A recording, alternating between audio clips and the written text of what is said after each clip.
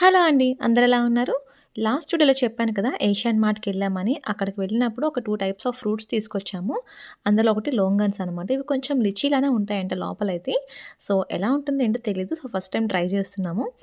ఇంకొక ఫ్రూట్ వచ్చేసి రంబూటన్ అండి. సేమ్ ఇది కూడా మనకి లిచీలానే ఉంటుంది. కాకపోతే బయట మాత్రం ముల్లు ముల్లులుగా ఉంటుంది. కొంచెం డిఫరెంట్‌గా ఉంటుంది చూడ్డానికైతే.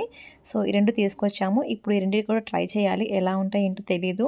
ఇంక నేనైతే ఫస్ట్ లోంగన్ ట్రై చేస్తున్నాను.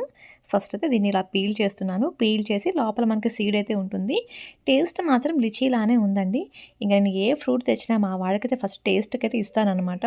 వాడి రియాక్షన్‌లయితే మామూలుగా ఉండవసలు. Different different types of reactions అయితే ఇస్తూ ఉంటాడు. చూడండి ఇక్కడ ఎలా రియాక్షన్ పెడుతున్నాడో. ఇంకా రంబూతాన్ ఫ్రూట్ కూడా ఇలాగ సేమ్ కట్ చేయాలి చాక్‌తోని. ఇంక లోపల ఫ్రూట్ సైజ్ మాత్రం కొంచెం పెద్దగా ఉంటుంది లిచీ కన్నా.